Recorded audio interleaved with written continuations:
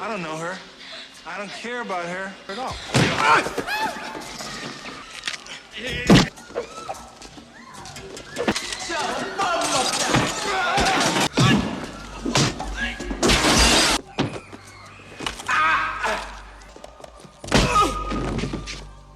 A what? Hatch again! There, right there. Hatch!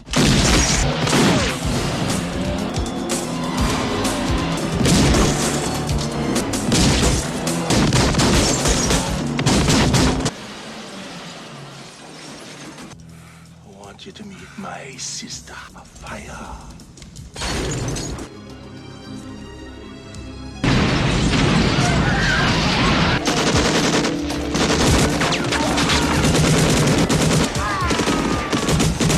Kill me, brother. Lose. Hey!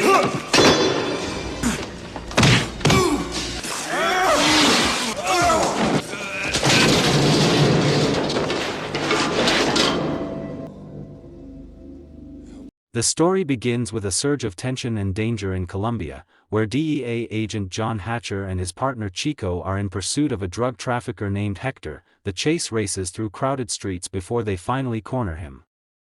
Hector refuses to cooperate, so Hatcher forcefully silences him, tapes his mouth shut, and locks him in a car trunk, showing his ruthless and determined nature. Later that night, the two agents meet an informant inside a worn-down nightclub. The informant leads them to another dealer, and together they set up a sting operation to expose a hidden cocaine network. However, the situation quickly turns chaotic when a rival gang storms in, demanding money. Gunfire erupts across the room. During the violent exchange, Chico is shot by a woman. Without hesitation, Hatcher fires through a wall and kills her. Though they manage to escape the scene, Chico later dies from his injuries, leaving Hatcher overwhelmed with guilt and anger. Returning to Chicago a few days later, Hatcher is deeply shaken by everything that has happened. Seeking peace and clarity, he visits a priest and confesses the violent life he has been living. He admits his regret, especially over killing the woman, and questions whether his actions were justified. The priest encourages him to step away from violence and reconnect with his family. Inspired by this advice, Hatcher informs his superior that he wants to retire, but his commander insists that such losses are part of the job and unavoidable. Hatcher reunites with his sister and aunt, hoping to rebuild a normal life. He also visits a local school where he reconnects with Max, a former army friend who now works as a football coach. Max expresses concern about a dangerous Jamaican gang known as the Posse, which has been growing more active in the neighborhood. Hatcher warns him to stay out of trouble and avoid getting involved. At the same time, a small-time criminal named Tito seeks help from Screwface, the feared leader of the Posse. Known for using mystical intimidation, Screwface refuses to assist Tito. Soon after, a violent shootout erupts at a bar between Tito's crew and the Posse. Several people are killed, including Tito. In the middle of the chaos, Hatcher steps in, saves an innocent man, and arrests one of Screwface's enforcers. This action provokes retaliation. Screwface orders a brutal attack on Hatcher's home, bullets tear through the house, and Hatcher's young niece is critically wounded. Devastated and filled with rage, Hatcher abandons his plans for retirement. Blaming himself for putting his family in danger, he joins forces with Max to take down Screwface and end the threat. Hatcher tracks down a weapons supplier named Jimmy Finger, hoping to gain information. However, Jimmy refuses to cooperate and suddenly jumps out of a window to his death. Meanwhile, Screwface continues escalating the conflict, vowing to wipe out Hatcher's entire family. Soon after, Hatcher discovers a threatening symbol left behind by the gang, marking a death warning.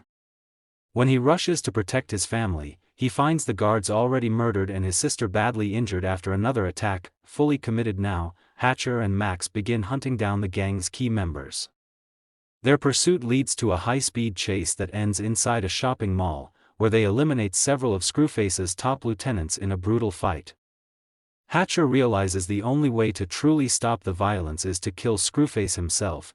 A man named Charles approaches them, revealing that he has been tracking Screwface for years. He explains that Screwface has fled to Jamaica. Together, they travel there, gather weapons, and search for information.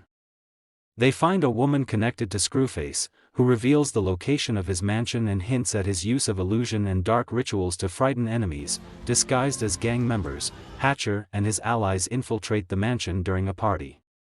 A fierce gunfight breaks out. Inside, Hatcher is captured during a ritual but manages to break free. He fights his way through the guards and ultimately confronts Screwface, defeating and killing him. Believing the threat is over, they return to Chicago. Hatcher displays Screwface's severed head as a warning to the gang. However, the situation takes a shocking turn when Screwface's identical twin appears, revealing himself as the true mastermind. He kills Charles, reigniting the conflict. In the final confrontation, Hatcher battles the twin in a brutal fight.